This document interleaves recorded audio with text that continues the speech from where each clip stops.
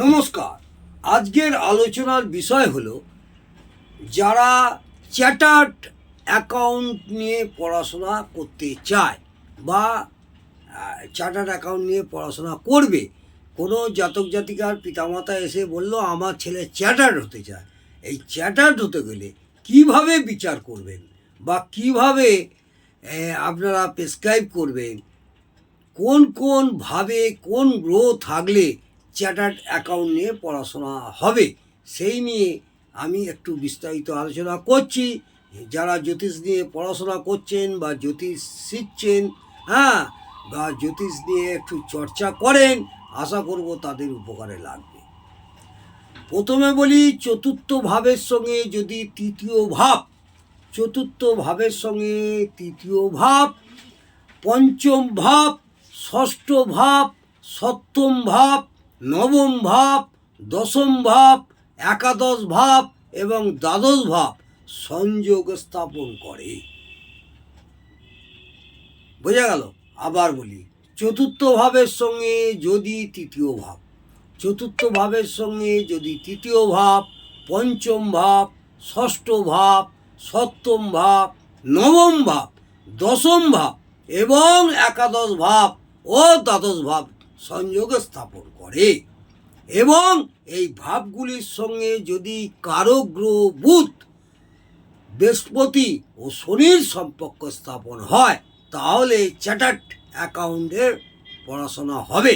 সেই সব জাতক জাতিকাদের চোখ কান বুঝিয়ে বলে দেবেন যে হ্যাঁ, চার্টার্ড পড়াশোনা চলবে বা পড়াশোনা হবে। এই ভাবগুলির সঙ্গে যদি কারক গ্রহ বুধ, বৃহস্পতি ও শনির সম্পর্ক স্থাপন হয়, তবেই হবে চার্টার্ড অ্যাকাউন্টে। কারক ভাব হচ্ছে চতুর্থ ভাব, প্রধান ভাব। কারক ভাব হচ্ছে চতুর্থ ভাব, প্রধান ভাব, প্লাস তৃতীয় ভাব, প্লাস পঞ্চম ভাব, প্লাস ষষ্ঠ ভাব, প্লাস সপ্তম ভাব, প্লাস নবম ভাব, প্লাস দশম ভাব, প্লাস একাদশ ভাব, প্লাস দ্বাদশ ভাব। বোঝা গেল? কারক গ্রহ হচ্ছে বুধ, বৃহস্পতি ও শনি। কারক গ্রহ কে? বুধ, বৃহস্পতি ও শনি।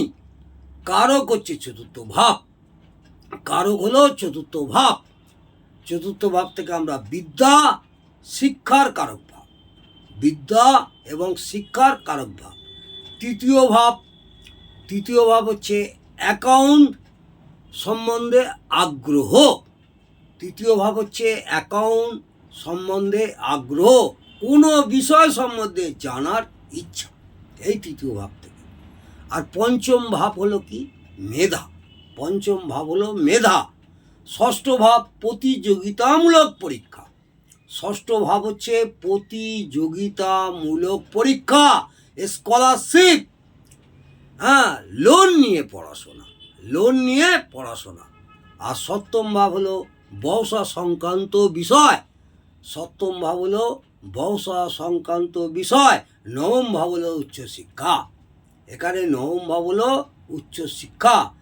আর দশম ভাব হলো প্রফেশনাল শিক্ষা। এখানে দশম ভাবকে আমরা প্রফেশনাল শিক্ষা হিসেবে ধরি। একাদশ ভাব কি হচ্ছে? সাফল্য। একাদশ ভাব হচ্ছে সাফল্য, মনের ইচ্ছা পূরণ, আয়ের হিসাব, অর্থাৎ চার্টার্ড অ্যাকাউন্টেন্ট যেখানে কাজ করে সেখানের হিসাব। বোঝা গেল? দ্বাদশ ভাব ব্যয়ের হিসাব। দ্বাদশ ভাব হচ্ছে ব্যয়ের হিসাব, অর্থাৎ যেখানে কাজ করে সেখানের ব্যয়ের হিসাব। মাথা ঠান্ডা রেখে নিরিবিলিতে বসে হিসাবপত্র করা, সেটা দ্বাদশ ভাব। আর বুধ বুদ্ধি, গণিত এবং হিসাব। তাহলে কোনো জাতক জাতিকার পিতামাতা এসে তার ছেলে বা মেয়ে চার্টার্ড অ্যাকাউন্টে পড়বে বললে কিভাবে বিচার করবেন আমি সংক্ষিপ্ত আলোচনা করলাম, তারপর তার বাত অ্যানালাইসিস করবেন। বোঝা গেল? যদি ভালো লাগে, আশা করব আপনাদের ভালো লাগবে। যদি ভালো লাগে তাহলেই কমেন্টে জানাবেন এবং একটি লাইক এবং করে আমাকে উৎসাহিত করবেন।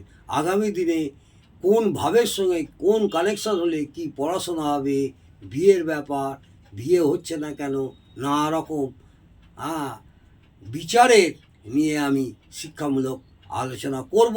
এই বিচার কিভাবে করবেন আশা করব আমি সহজ পদ্ধতিতে সহজ উপায়ে আপনাদের আমি বিস্তারিত এই লাইভে আলোচনা করব।